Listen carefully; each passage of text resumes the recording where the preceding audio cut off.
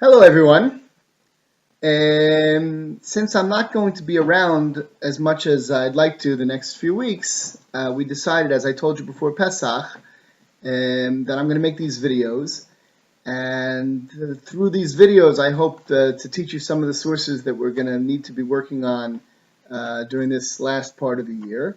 When I come back to school, Bezrat Hashem will be able to use the time in the classroom to discuss the sources, but you'll already have prepared them. Because I'm making these videos, I'm also not planning to give you English translations. I'll read the sources as I explain them on the video, and you can use the Hebrew together with the video to understand the sources. We're going to be working now on chapter 6, Perek Shishi in the book, which is called Geula V'Yimot HaMashiach. At the end of this chapter, as you know, you're going to be doing a written project which we'll work on at least part of the time together in class. And now I want to start going over the sources with you. So you can take out the textbook, which of course you all own because you've all bought it already this year, as we've learned. And you can open it up to page 194. And there the text asks you, or before we get to the text, I want to ask you a question. And in a minute, I'm going to ask you to push pause on the video for a minute and to jot a few things down. When you hear the term Mashiach, I want you to think for a minute. When you hear the term Mashiach, Yemot HaMashiach, Messiah, Messianic era, whatever term you want to use, when you hear those words, what do you think it means? What's going to happen when Mashiach comes? Okay, I want you to think for a second. Push pause on the video now. Go ahead, push pause after I finish this sentence. And write down on a piece of paper what you think is going to happen when Mashiach comes. And when you're finished, release the video and continue playing. Okay, so now tell me, well, don't tell me because it's a video, but tell yourself what you wrote down on that page. And here, I'm going to guess. I'm going to guess what you wrote down on the page. I imagine that many of you, at least, wrote things about shofar blowing, about all the Jews coming back to Israel sort of miraculously. Maybe you wrote something about wings of eagles. Maybe you wrote something about all kinds of miracles happening, about dead people coming back to life. Maybe you wrote something about peace on earth. Maybe you wrote something about a Beit HaMikdash. Maybe you wrote other things also. If we were together in the class, I might ask you to tell me, and we could discuss it together, and we will hopefully discuss it, like I said, when I come back. But the main thing is this. A lot of what I'm imagining you probably wrote are things that, in fact, come from the classical sources about the Yemot HaMashiach. And others of those things probably come from misunderstandings or from sources that don't really have to do with the Mashiach, that somehow in popular imagination got associated with it. For example, if you wrote something about the wings of eagles. So there is a pasuk that talks about Hashem taking us on wings of eagles, but it doesn't talk about the Mashiach. That's an expression that was used to refer to Yetziat Mitzrayim. God says he took us out of Egypt on the wings of eagles. And once we see that, we realize, we know how we left Egypt. We just celebrated Pesach. We left Egypt on foot, maybe on donkeys. So the phrase wings of eagles wasn't even meant literally. And it wasn't referring to Yemot HaMashiach. And that opens up for us the whole question of what's going to happen when Mashiach comes. The first sources in the book actually deal with this. So please open up now to page 194. And in this video, we're going to read the little introductory section. And we're going to learn the first two sources in the textbook. So the first thing we have to ask ourselves when talking about the Mashiach is, what is the Torah itself, or the Nevi'im? What do they say? And the truth is, there's a lot of material, particularly in the Nevi'im. Many of the prophecies that we have in Nevi'im talk about the time that later became known as Yemot HaMashiach. That term, Yemot HaMashiach, does not appear in the Nevi'im, but the Nevi'im talk about this time period in the future, which we call Yemot HaMashiach. So if you look on page 194, the textbook gives us a few examples, a few psukim, famous psukim, well-known psukim, that deal with this issue. We have in the book of Dvarim, for example, it tells us, V'shav Hashem Elokecha Shvutcha V'richamecha, v'shav v'kibetzcha mikol ha'amim asher hefitzcha Hashem Elokecha shama. That the day will come when Hashem will gather us from among all the nations, right? V'shav Hashem Elokecha shvutcha v'richamecha. Hashem will bring us back from our captivity, from exile, and have mercy on us, and gather us, v'kibetzcha, from among all those nations where He scattered us. Even if we're scattered to the furthest reaches of the sky, meaning as far away as you can get, Misham yekabetzcha Hashem Elokecha, Misham yikachecha. From there Hashem will gather you, from there He will bring you back. Ve'aviacha Hashem Elokecha el haaretz asher yarshu avotecha birishta.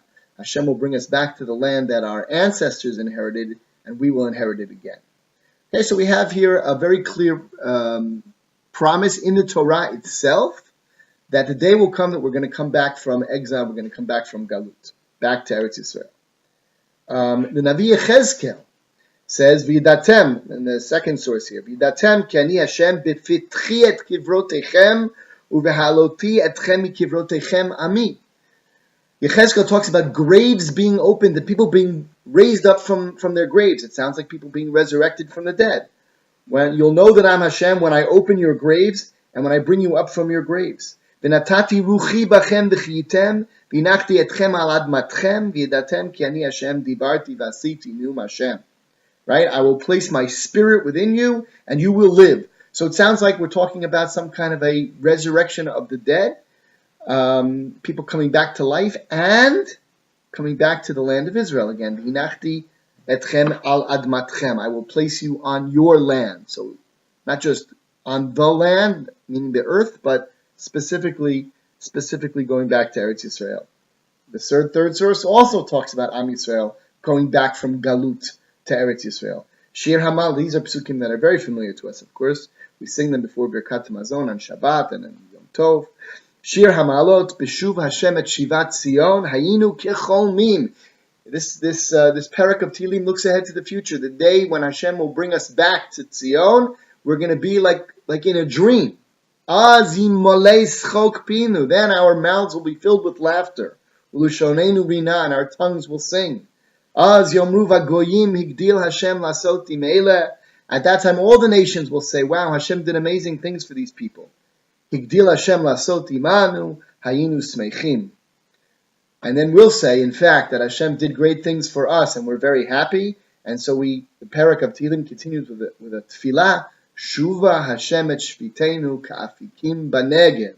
If you remember when we were on the Tiyul in the Negev a few months ago, you might remember when we looked down into Machtesh Ramon, you saw there, you could see where the water flows. I may have even said this on the Tiyul, I don't remember, but when you look in the desert, you can see the whole desert is barren and desolate because nothing grows there, except in the Nachal where the water flows, the afik of the Nachal, there's plants, and therefore the parak of Tehillim uses that as a metaphor. Shuva Hashem et shviteinu ka'afikim b'negev. The same way that in that afik, in that river in the desert, there's life that seems to grow in a place which is total desolation. So we ask Hashem to bring us back to Eretz Yisrael, bring us back from Galut, and bring us back to life, ka'afikim b'negev, just like those wadis, those nachals in the desert come back to life. And we have another pasuk in Yechezkel that talks about, source number 4 on the page there, that talks about mountains of Israel, the land of Israel, which was desolate, coming back to life. Vatem Harei Yisrael, he speaks to the mountains and says, "O you mountains, anpechem titenu uperiechem tisu, give forth your branches and give forth fruit. La'ami Yisrael ki kervu lavo, because my people, Am Yisrael, is coming home to Eretz Yisrael, so they're going to need fruit to eat in the land." So the land of Israel, which was desolate, is going to come back to life.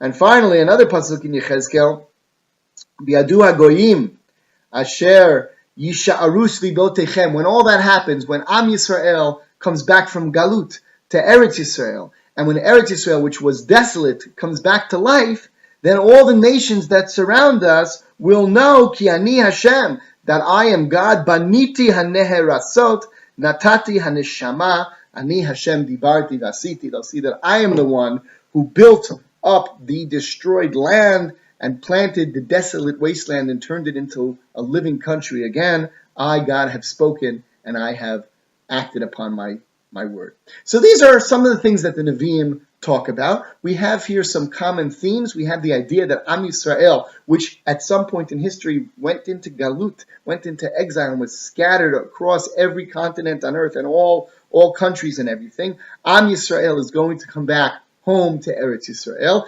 Eretz Yisrael is going to bloom again. So there are certain things here that are clear, and there are other things that we'll get to in the later sources that are also clear, but there's a lot that's not clear. Are we talking about something supernatural and miraculous when Yechezkel talks about graves being opened and people coming back to life? Is that something that's going to happen literally? Now you might remember that when we learned the Rambam's 13 Ikrei Emunah, we saw that there's a belief in Yemot Mashiach. That's the 12th of the 13th, of the 13 principles. And there's also belief in Tchiyat HaMeitim. There's a belief in people coming back to life even after they've died. But are those the same thing? Are they meant to happen at the same time? Or is Tchiyat HaMeitim, is the resurrection of the dead, something that's going to happen way in the future? And Yemot HaMashiach is something different. That's not clear. And are we talking about something supernatural, something miraculous? Or are we talking about something that happens through a normal process of history? That's also not clear from these psukim. Is everything here meant to be taken literally? Or could it be that some of the things, like that expression, wings of eagles, are just metaphors or allegories, things that are poetic images? In other words, when we read these psukim, if we're meant to believe, as we saw in the Rambam, and as we're going to talk about in this chapter as well, if we're meant to really believe that these things are actually going to happen, so what exactly is it that we're supposed to believe in? That question is what the first two sources in chapter 6 deal with, and perhaps unsurprisingly, we're going to see 2 points of view. We're going to look at the Rambam, Rabbi Moshe ben Maimon, who we have seen several sources from him over the course of this year. You might remember the Rambam lived in Egypt in the 12th century. And we're also going to see the Ramban, Rabbi Moshe ben Nachman, who I'm not sure we've seen this year. He lived about 100 years after the Rambam in Spain. Okay, so their names sound a little similar, Rambam, Ramban, but they're two very different rabbis who lived at slightly different times, and on many issues, including this one, have very different opinions. So let's start with the Rambam on page 195, and this is a section of the commentary on the Mishnah. It says here, Hakdama leperek chelek, the 10th perek of Masechet Sanhedrin. Before explaining the Mishnayot in that perek, the Rambam wrote a lengthy introduction, and that's the source that we're going to read a piece of right now. Okay, so let's see what he says. V'omnam Yemot Mashiach. What is Yemot Mashiach? Says the Rambam. Harei hu zman shetashuv bo hamalchut liYisrael. It's a time when the Jewish people will have their own king, or maybe he means their own government again. V'yashuvu le'eretz Yisrael, and they'll return to Eretz Yisrael. V'oto hamelech ha'omed tiyeh birat malchutot Zion. This king will rule from Zion, from Yerushalayim. V'yigdal shemo, he'll be very famous. V'yitpashet ad afsei aretz, everyone will know about him till far away. Ba'ofen yoter gadol v'rav mi malchut Shlomo, even more famous than and powerful perhaps than Shlomo HaMelech, who was very, very well known. People came from all over the world to see Shlomo. V'yashlimu imo ha'umot, and all the nations will make peace with him. V'yishamulo hamedinot legodel tzidko, and everyone will listen to him. V'niflaot yera'u al yado, all sorts of wonders will happen.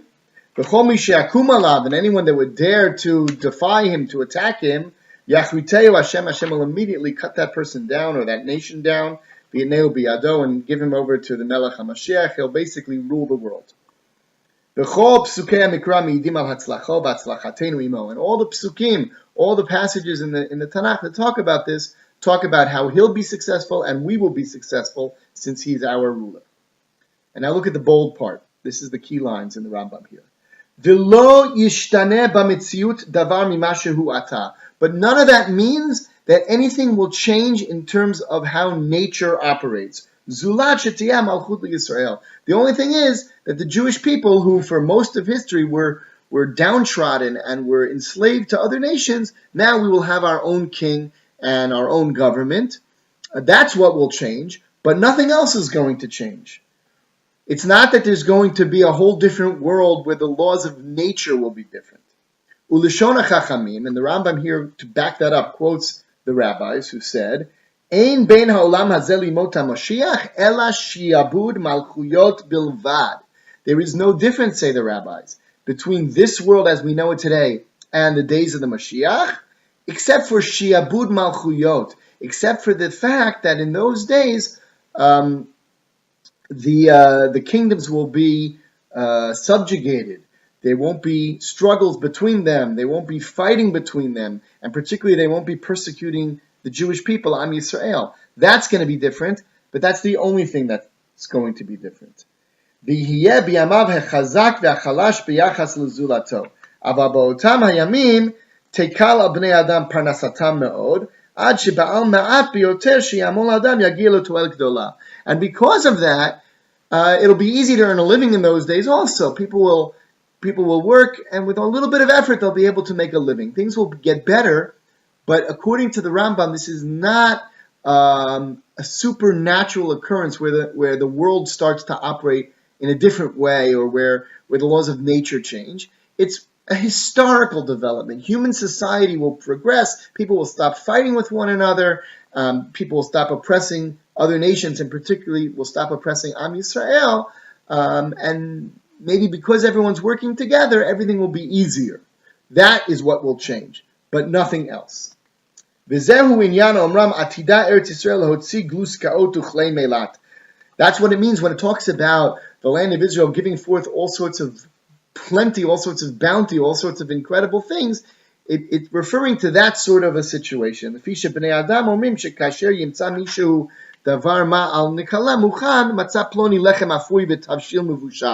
if there are sources that talk about bread coming out of the ground already baked or things like that, it's a metaphor. It's like when people don't have to work very hard, they say, oh, it's like he got everything handed to him on a silver platter. That's the way we use the expression today. In olden days, they might have used similar expressions. So what the Rambam is saying is that if you find sources that talk about miraculous, supernatural occurrences, don't assume that that's what they mean. They don't mean things that can't be explained by the laws of nature. They're not talking about miracles like trees with food growing on them, other than the fruits that grow on trees anyway. We're not talking about something that's beyond the world as we know it. We're talking about a world where everything works well. Where everything works well, it's pretty easy for everybody to get along and to get what they need. He brings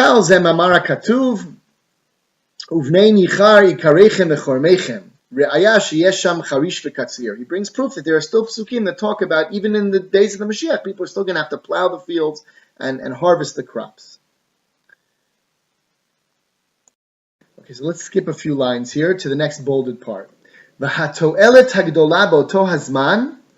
The main thing, the main benefit that's going to happen when those days come about, that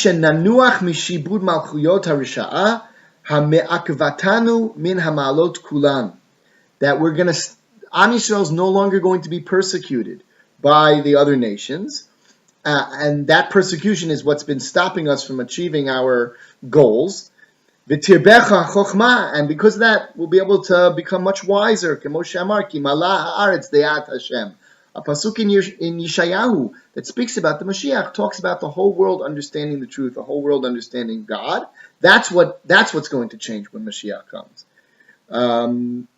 Because Am Yisrael won't be persecuted anymore, we'll be able to understand the Torah, we'll be able to understand the truth, and the rest of the world will see it too. So that's a huge change, but it's a change that comes about because of a change in history, a change in the way nations interact with one another. Vayipasku harivot v'nilchamot. Wars will be over. Kemoshe Amar, lo yisagoy al goy cherev.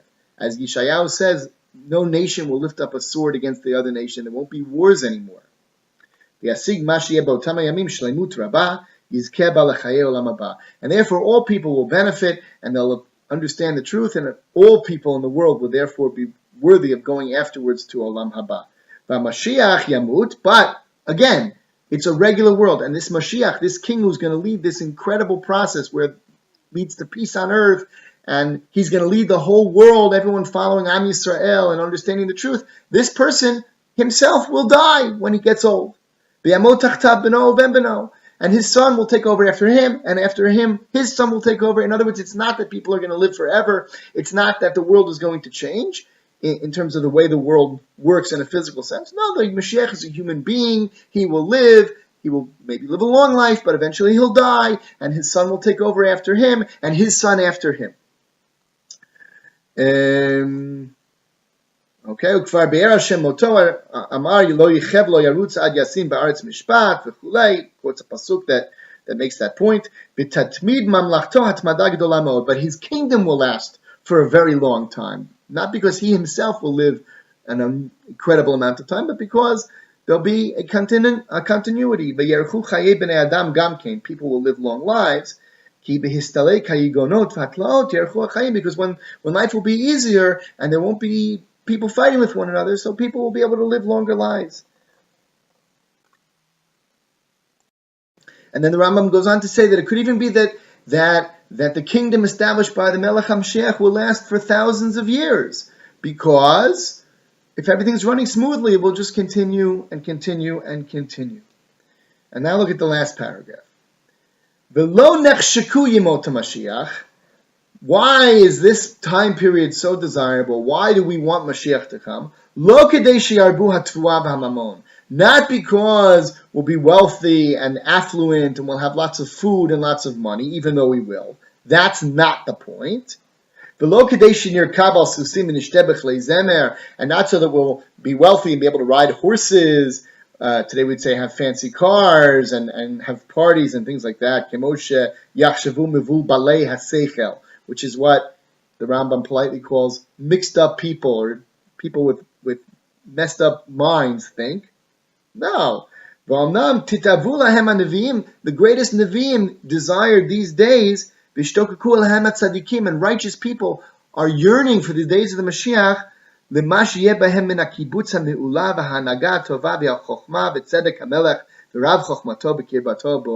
in that perfect world, when there's plenty of food and plenty of money and no problems and no fighting and no wars, so then everyone will be able to understand the truth, everyone will be able to understand the Torah, everyone will be able to become wise and live holy lives and get close to God. That's the point. So according to the Rambam, to sum up what we just read, Yemot HaMashiach is a time when the world becomes much more perfect in terms of the way human beings act. The way people act, the way nations act. We're not going to spend all the energy and all the money and all the effort fighting one another. Think about today. Think about how many, in Israel, the number one, I think the number one budget item of our government, the government ministry that gets more money than anything else, is the Ministry of Defense. Billions and billions of shekels every year going to defend ourselves, which we have to do, of course. But imagine if we didn't have to do that. Imagine if we didn't need an army. Every Israeli has to spend 3 years of their life, more or less, in the army and miluim. Imagine if we didn't have to do all that. We could put all those resources and all that money and all that energy into other things. And imagine if all people in the world would just work together. That's what Yemot HaMashiach is, according to the Rambam. But it's not that there isn't going to be sickness, and it's not that there'll be sickness, but we'll work together and we'll hopefully find cures for the sickness and that sort of thing. By the way, the Rambam wrote this 800 years ago. It's worth thinking about, and this is already getting towards what we're going to talk about later on in the chapter. How close are these days actually to happening? What's life like today compared to what it was like in the time of the Rambam? And we're going to have to talk about whether we're approaching those days of the Mashiach, or maybe they're already beginning to come. We'll get there. But the main thing, according to the Rambam, is that the Yemot HaMashiach is a time when human society gets perfected, but not when the laws of nature or the very nature of the world changes. That's the Rambam. However, Ramban, Rabbi Moshe ben Nachman, says something very different. So please turn now to page 197, and let's see what he says. In the book of Dvarim, it says, in the same passage that we read in the first source that we read in the introduction there, Dvarim Perek Lamed, when it talks about what's going to happen in the Torah, when it talks about what's going to happen when Am Yisrael comes back home at the end of time, back from Galut, it says, Umal Hashem Elokecha et levavcha. Hashem will circumcise your heart. A circumcision, right? You know, when a baby boy is born, there's a brit milah. And now we're talking about a brit milah on the heart. What exactly does that mean? Obviously, that is not a literal expression. Brit milah is a physical procedure that's done on a baby boy that's not done on a person's heart, right? It's a metaphoric expression. The question is, what does it mean? Okay, now in a brit milah, if you think about what actually happens in a circumcision, there's a part of the body that's covered, right? And that covering is cut off and removed, revealing what is underneath. And that seems to be a poetic image that the Torah is using to describe something. That our hearts also seem to be covered by something that's going to be removed, revealing the heart that's underneath. So what does that mean? So look how the Rambam understands it. He said, look how the Ramban understands it. Umal Hashem elokechet levavcha, zehu she'amru, ba litaher misayinoto. He quotes Chazal, he quotes the rabbis who say that when a person wants to become purified, we help him do that. Mavtichacha shetashuv elav bechol levavcha v'hu yazor otcha. So if you try to do tshuva, Hashem will help you. What does that mean? So listen to how the Ramban understands the way Hashem is going to help us do tshuva in Yemot HaMashiach, and compare it to what the Rambam said. She'omer ki mizman habri'ah hayta reshut biyad ha'adam la'asot kirtzonot tzadik o rasha. The Ramban says, since the creation of the world, people have had the ability to do what they want, to be a tzaddik or to be a rasha, to be good or to be evil. V'chol zman Torah came, and that was true all the time, the whole time that the Torah has been in existence. Kedei sheyeh lehem zchut b'vchiratam batov ve'onesh b'rtzotam bara. And why do we have the ability to do good or to do evil? So that we can be rewarded or punished accordingly. If we do good, we'll be rewarded. If we choose evil, if we choose to sin, we'll be punished. But in Yemot HaMashiach, in the days of the Mashiach, it'll be natural for people to choose only good. People won't want to do things that are bad. People won't have what we call Yetzer Hara. They won't want to do things that are not right at all. And that's what the Torah means when it says God will circumcise your heart.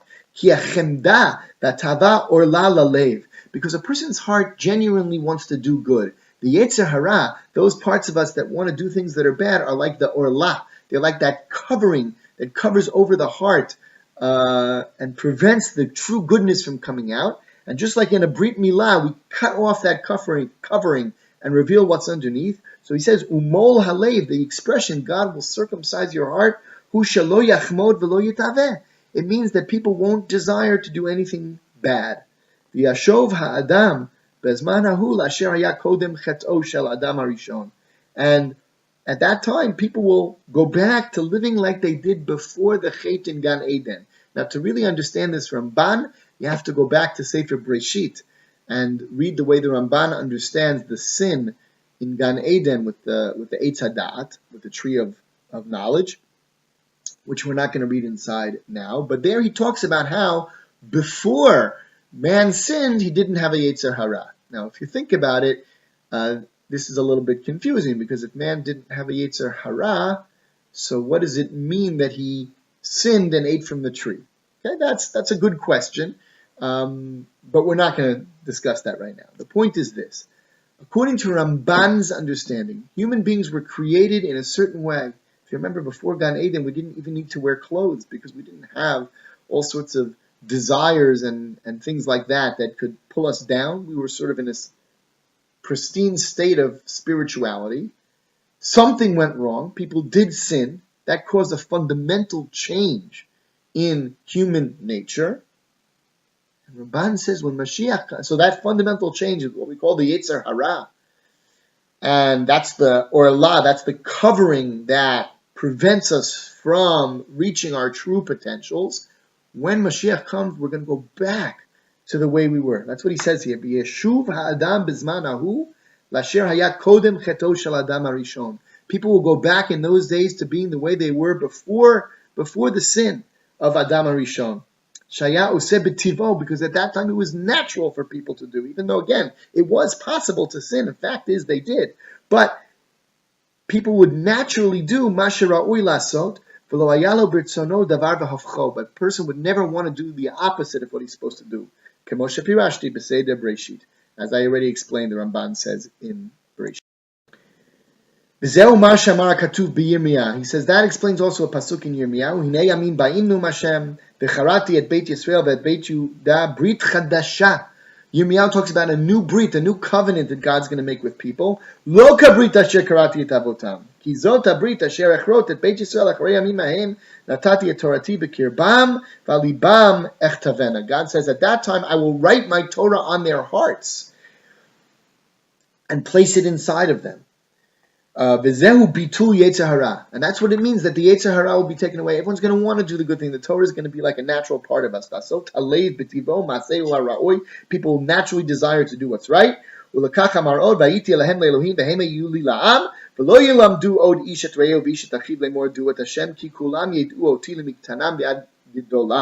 people won't even have to teach their children to want to serve Hashem, because that'll be just natural part of being human. Everybody will want that. It'll come naturally to us. The Torah says that people have a natural inclination to do that which is wrong, but that's going to change. And therefore nowadays we have to teach people to do the right thing. But in those days, we won't have to teach people to do what's right. It'll come naturally to them. That also explains what a different prophet Yechezkel said when he said, "V'natati lachem leiv chadash, v'ruach chadasha etin b'kir bechem." Yechezkel said, "I'm going to give you a new heart and a new spirit I will place within you." That also means the same thing according to Ramban. Vasiti et asher b'chukai telechu, v'leiv chadash yirmoz l'tiv'o, v'ruach l'chefetz v'laratzon. These are hints towards what I just said, says the Ramban. Notice that just like the Rambam quoted sources in Chazal to back up his view, so the Ramban, who already quoted Psukim, is now going to quote Chazal as well. The Pasuk talks about days without desire. What does that mean? Elu Yemot Mashiach, said the rabbis. That refers to the days of the Mashiach, when people aren't going to be judged really, because they're just going to naturally do what's right. People won't have illicit desires, they'll just do what's right automatically. So, in a certain sense, therefore, history has reached its end. People won't be judged anymore with merits and demerits, because they're already going to be living sort of a perfect life. So, we have here two very different views about Yemot Mashiach. According to the Rambam, we saw the world isn't really going to change very much at all. The world is going to remain basically the way it is now, except that human society will progress and the world will reach a situation where people get along much better, and therefore everybody will have an easier time doing what's right, but people are still going to be the same. According to the Ramban, human nature is going to change completely. We're going to go back to the way things were in Gan Eden, and it's a world that perhaps we can't even imagine. So those are two very different points of view about what Yemot Mashiach means. That's the end of the first video, and we'll move on now to the next one.